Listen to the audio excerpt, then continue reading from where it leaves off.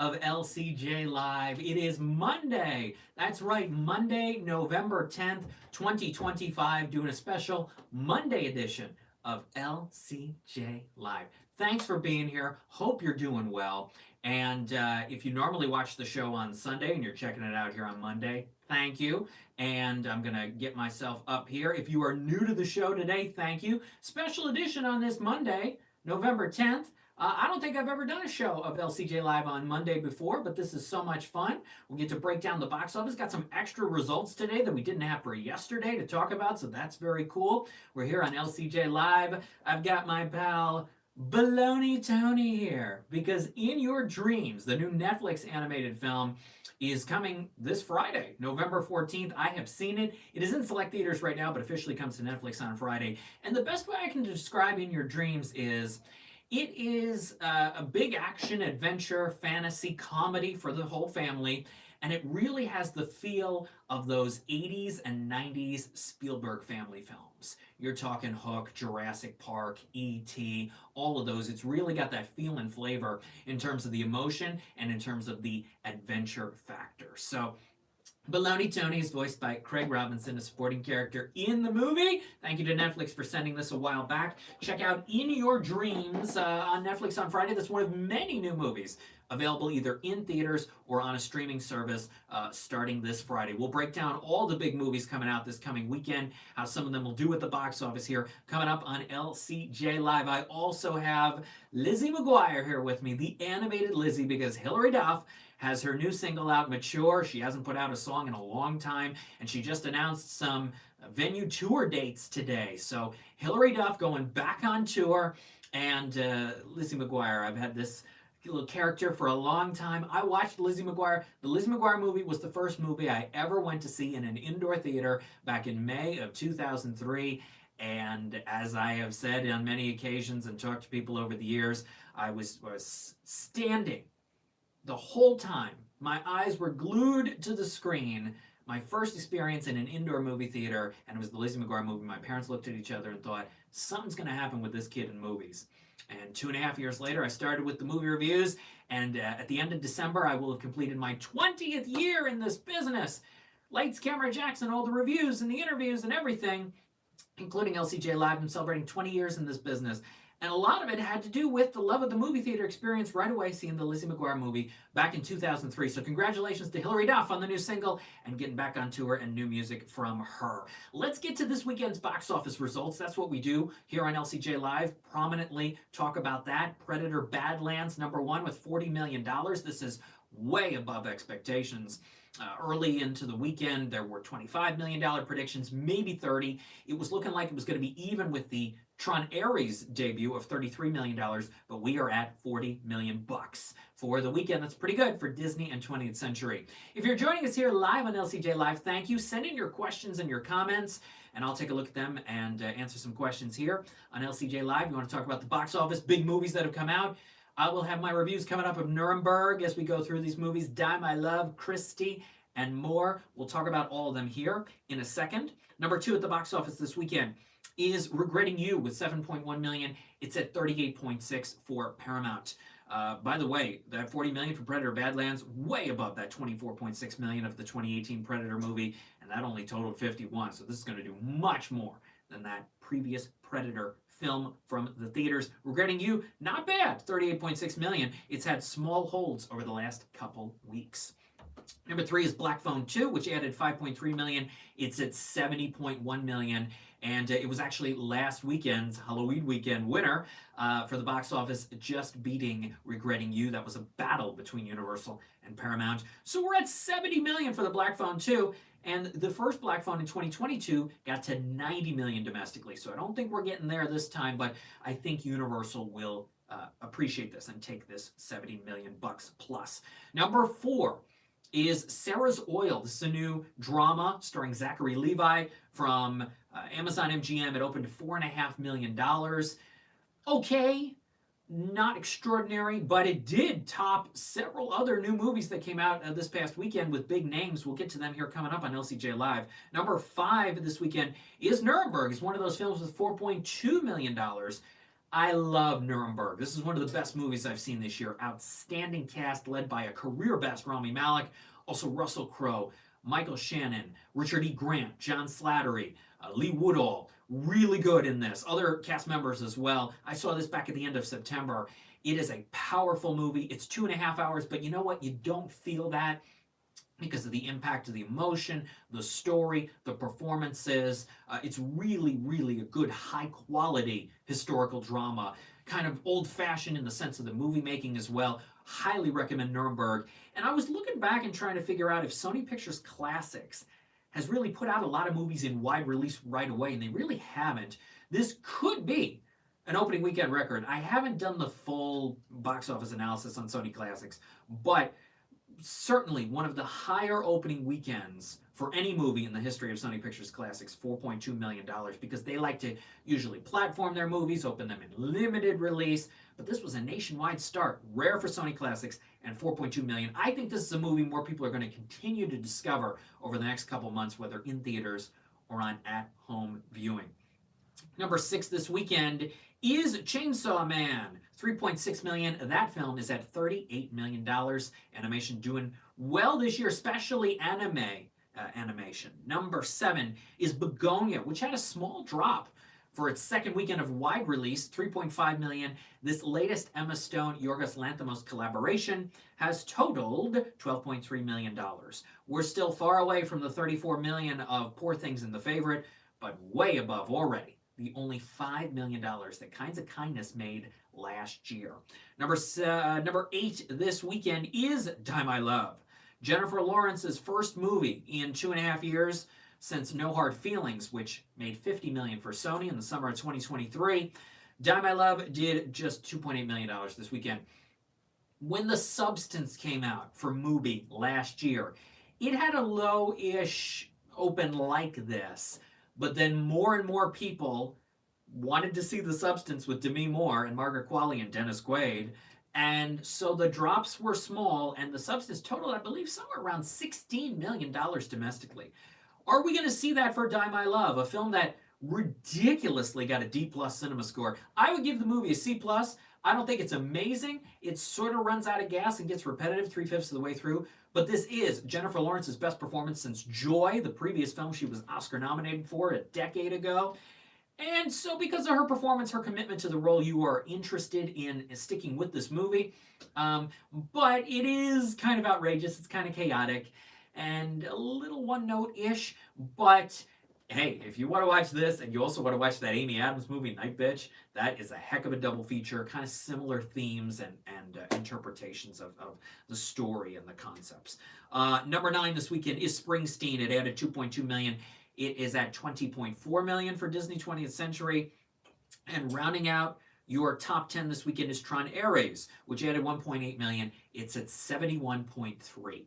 Outside of the top 10 this weekend, Christy debuted. Number 11, just $1.3 million. I saw this 2 weeks ago.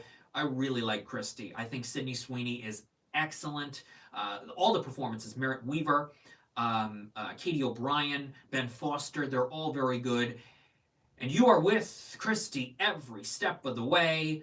And gosh, that second half, there's a lot of power there outside of the ring of what she went through, the hell that she went through.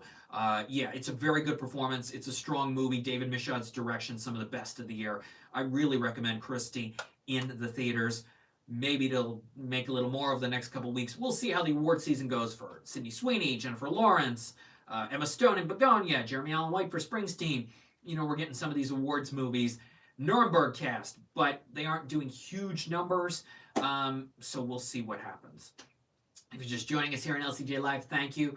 Other films that opened up this weekend included 2 animated movies, Grand Prix of Europe and Little Amelie, or the Character of Rain. If you want my review of Little Amelie, Mike Sargent and I actually review this on our latest episode of the Too Fast, Two Films podcast. Go to toofast2films.com. We review that and Sentimental Value, Joaquin Trier's new movie, which opened in 4 theaters, 2 in New York, 2 in LA, $50,000 a theater. That's $200,000, one of the big per screen averages of a movie this year. Neon, gotta be happy with this. $200,000 is a good start for that film. A film that has an excellent Stellan Skarsgård performance, but I found it very simple. I found it not to be next level, and I wanted it to go there. And it also is a little long, and I didn't love Elle Fanning in the role, not enough grit. So I have some issues with sentimental value. I don't love it as much as Mike, but if you want our full analysis, once again, go to toofast2films.com. And for Grand Prix of Europe, I spoke with star Thomas Brody Sangster. He was in Love Actually, the Maze Runner trilogy, voice of Ferb on Phineas and Ferb for the first few years. He lends his voice to Grand Prix of Europe. If you want that conversation, lcj.podbean.com, animationscoop.com, and lights-camera-jackson.com in the podcast section. Also, while you're here on YouTube, check out a clip of our conversation, an on-camera clip. It was great talking with him. Also have some money for The Christmas Ring. New film with Jenna Kramer and Kelsey Grammer from Fathom Entertainment. That came out in theaters this weekend, according to the Numbers website, about $669,000. Christian Kozlowski is here. Thanks for being here on a Monday edition of LCJ Live. Not great news for Christy, right? Yeah, that 1.3 million is a little lower than it should have been. I thought this was going to have a bigger impact for Black Bear, similar to what I, Tonya did for Neon. I, Tonya totaled $30 million. Allison Janney won the Oscar, put Neon on the map. I thought Christy and Black Bear could have the same impact. 1.3, not as big of a start as I think they wanted. All right, as I mentioned, there are a ton of new movies coming out this week, and some re-releases, and some streaming, and some in theaters. So, New York and LA, the animated film Arco, which I have seen. This is a sci-fi fantasy animated movie produced by Natalie Portman, who also lends her voice. And it is about two kids and their powers and their connection. And I really like what this movie does with time. It plays with the past, the present, and the future in interesting ways right up until the end. The look of it is very good as well. Arco, exclusive New York and LA debut for qualifying for awards this weekend. Friday on Netflix is Nouvelle Vague.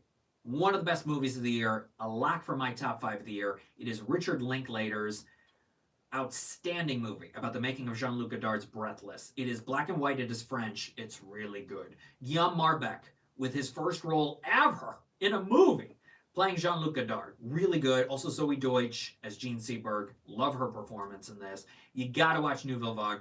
Richard Linklater with this and Blue Moon. What a year. A fine year with two really strong movies, two of the best films of the year. And as it turns out, you needed someone like Richard Linklater, a pro, to really make a movie about a newbie when it comes to directing feature films.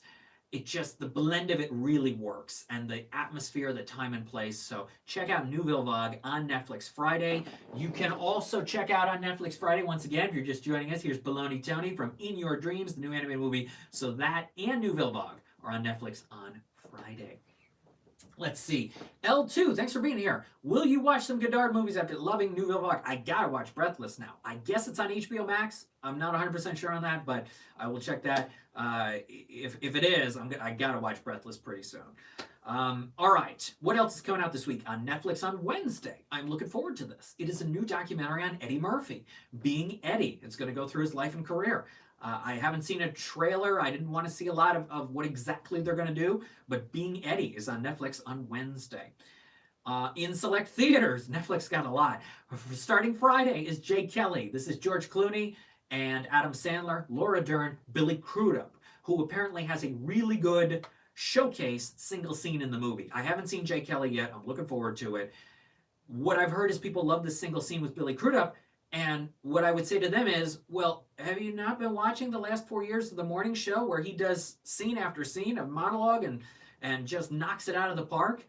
By the way, I have seen all of the morning show, season 4, and the season finale is next Wednesday, November 19th. Because critics originally got the first 9 episodes, and then we got the last one. I cannot talk about it. I have a lot to say. I'll get there starting next Wednesday when the embargo lifts and it airs. But I have seen the entire season 4 of the morning show now, and there's a lot there, especially with that finale episode. But Billy Crudup has won 2 Emmys for the morning show. It's really good. And he's also in Jay Kelly. Most of his movies, Godard, are super experimental. I suggest starting with the narrative traditional ones. And Christian Kozlowski, have you seen Del Toro's Frankenstein? Very underwhelming in my opinion. I have not seen Frankenstein. Mike Sargent, my colleague, did. He liked it a lot. I got another friend who saw it who really liked it as well. I just haven't had the time. I saw Train Dreams the other day, which I really liked a lot of. Not perfect, but Joel Edgerton, very good. Train Dreams will be on Netflix on the 21st. It's in select theaters now. Again, Netflix just throwing a lot of stuff out there for the year. Same with Frankenstein. I'll probably catch up on Frankenstein at some point when I have 2.5 hours to do that. But Train Dreams is good. Yes, especially the second half and especially the ending. I really like the last section of it. I wish they even expanded upon the last section of Train Dreams. But Joel Edgerton, I could see him getting nominated for this. It is not the showiest role. It's about tone and his approach to the performance, and he excels. So I could see in a year of showy stuff, you could see Ethan Hawke. Yes, it's a showy performance, but there's a lot of layers to what he does in Blue Moon, and he's so good in Blue Moon. And I could see a quieter performance like Joel Edgerton in Train Dreams getting in the conversation as well.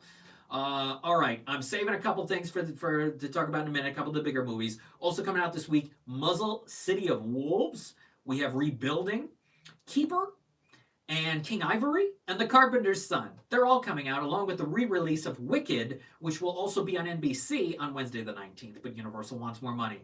Of course, when we're talking about next weekend, box office, we're talking about two big movies. We have Now You See Me, Now You Don't, and The Running Man. Which is going to make more? I would give the edge to The Running Man. Lionsgate has struggled this year, and in the last couple of years with their movies. Now You See Me, the first one I liked. It made $117 million in 2013. The second one, it didn't love as much, only made $65 million. Then they stopped the franchise, but now they said after almost a decade, you know what? Let's do this again. They're counting on those who grew up with the first two to want to see this third, and a new generation, this star-studded cast. But I don't know. I'm not feeling it, and I'm not sure how many people are feeling it. This third Now You See Me movie. Running Man, which is a new version of an older film, Stephen King adaptation, Arnold Schwarzenegger film. And so Glenn Powell is the lead. I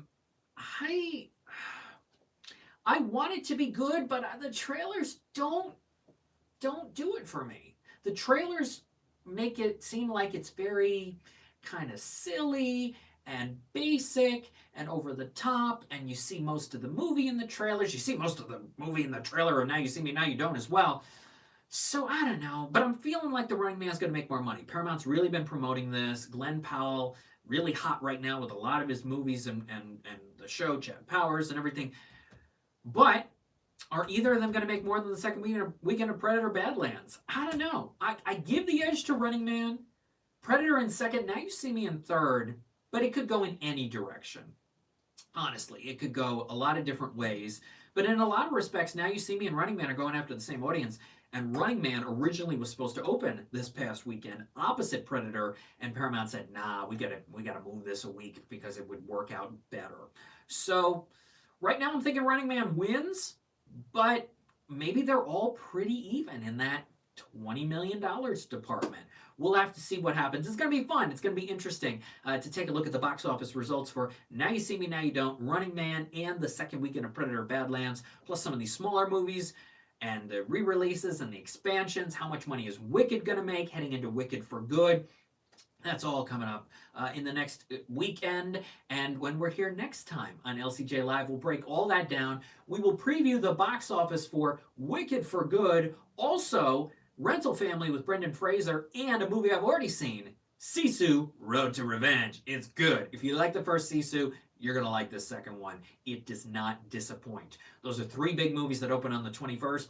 When we're back here next time for LCJ Live, and I'll let you know when that's going to be because I got to figure a few things out, we will take a look at the box office results for Now You See Me, Running Man, and Predator, preview those other movies, Zootopia 2, and more heading into the holiday season, and more. Thank you for watching today's episode. And before we go, as I like to do, I want to talk about my holiday book. It's called My Very Rocky Christmas. It is inspired by true events from my childhood, a great story for the whole family, and you can get it on Amazon. My Very Rocky Christmas, sharing my story with all of you about Rocky the Rock, and it's a great story for the whole family. So check out My Very Rocky Christmas, available on Amazon. Wonderful illustrations, great story, facts about trees in the back, and more. Have that for your loved ones for the holiday season. Thanks for being here for today's episode of LCJ Live. As always, go to lights-camera-jackson.com, animationscoop.com, toofast2films.com, lcj.podbean.com. Follow me on X at LCJ Reviews, Instagram at LightsCamJackson, youtube.com/LightsCameraJackson. You're here. Subscribe to the channel. Turn on your notifications. Check out all the videos and the new videos when I go live for LCJ Live, where we break down the box office and reviews and take your questions and your comments. Facebook as well, Lights Camera Jackson. And have a good week. I'll see you next time. I'll let you know what I'm seeing during the week as well. Gonna preview some movies, see some films. Eternity's coming out soon. I've seen Hamnet already. We'll talk more about a lot of these coming up next time in LCJ Live. Thanks for being here on this special Monday edition of the show. Hope you enjoyed it. Take care. Have a good week. Bye-bye.